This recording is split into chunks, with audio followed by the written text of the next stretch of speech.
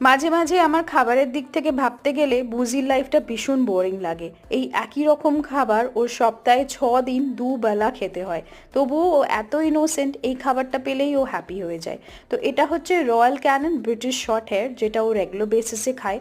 তো এটা এক্ষুনি আমি অর্ডার করেছিলাম, চলে এসছে। তো এটা 4 কেজির প্যাকেট, হাফ আমি ডাব্বায় রেখে দিয়েছি আর হাফ চলে যাবে স্টোরেজে। আর আজকে আমি ডিনারে রান্না করছি ভিন্ডি দো পেঁয়াজা। এটা খেতে ভীষণ ভালো হয়, পুরো একটা রেস্টুরেন্টের মতো টেস্ট হয়। আমি প্রায় করি এটা, আর পরোটার সাথে তো মানে ভীষণই ভাল লাগে।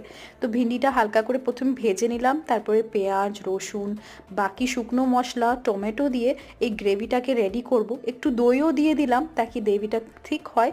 দিয়ে ভাজা ভিন্ডিগুলোকে এটাতে মিক্স করে দিলাম।